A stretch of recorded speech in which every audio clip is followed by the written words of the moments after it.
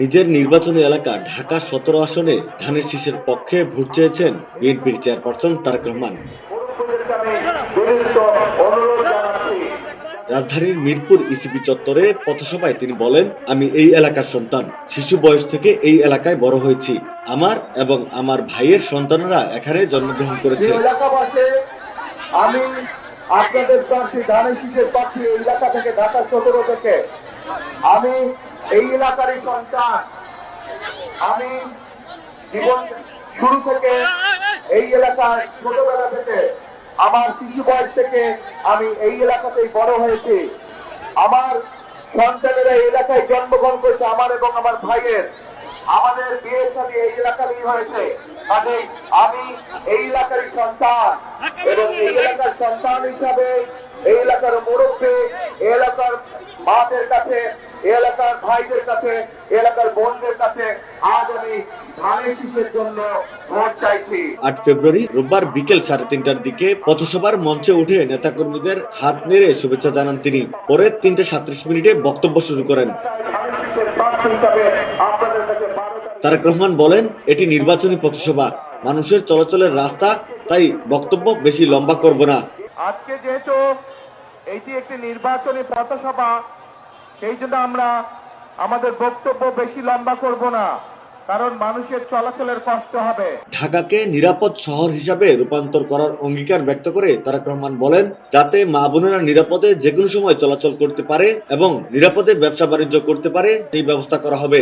আপনাদের ভোটে এই দেশের মানুষের ভোটে নির্বাচিত হলে আমরা সমগ্র দেশ সহ এই ঢাকা শহরকে একটি নিরাপদ শহরে রূপান্তরিত করতে চাই, নিরাপদ শহরে পরিণত করতে চাই।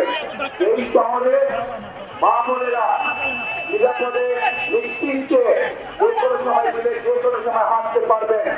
এই শহরের মানুষ নিরাপদে বসবাস করতে পারবে, ব্যবসা বাণিজ্য চাকরি বাকরি করতে পারবে। তারেক রহমান বলেন, আগামী ১২ ফেব্রুয়ারি বিএনপি সরকার গঠন করতে পারলে এই ঢাকা শহরে ৪০টি খেলার মাঠ তৈরি করব। একটি সুন্দর শহর গড়ে তুলতে চাই, যেই শহরের মানুষ খুব করে শ্বাস নিতে পারবে। কেউ ভাই বোনেরা, এখানে একটু আগে সালাম বলেছেন এই এলাকায় খেলার মাঠ নেই।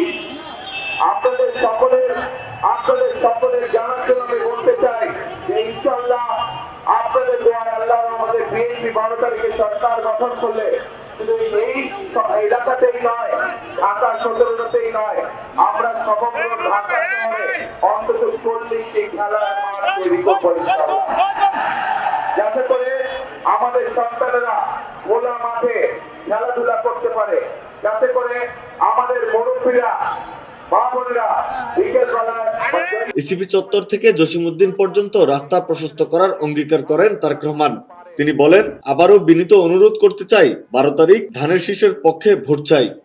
প্রিয় ভাই বোনেরা, এই এলাকার মানুষের আরেকটি দাবি আছে, ইসিবি চত্বর থেকে জসিমউদ্দিন পর্যন্ত ৬০ ফিট প্রশস্ত করানোর জন্য যে রাস্তাটি আছে, ইনশাআল্লাহ বিএনপি সরকার গঠন করলে আমরা মানুষের বসবাসের জন্য, চলাচলের জন্য এই এলাকার রাস্তার প্রসার ঘটাবো ইনশাআল্লাহ। প্রিয় ভাই বোনেরা, পরিশেষে আপনাদের কাছে আবারও ধানের শীষের পক্ষে সমগ্র বাংলাদেশে আপনাদের বন্ধু বান্ধব আত্মীয় স্বজন যারা আছে, আপনাদের মাধ্যমে আমি সকলকে বিনীত অনুরোধ জানাতে চাই ধানের শীষের পক্ষে ১২ তারিখে ভোট প্রদানের জন্য।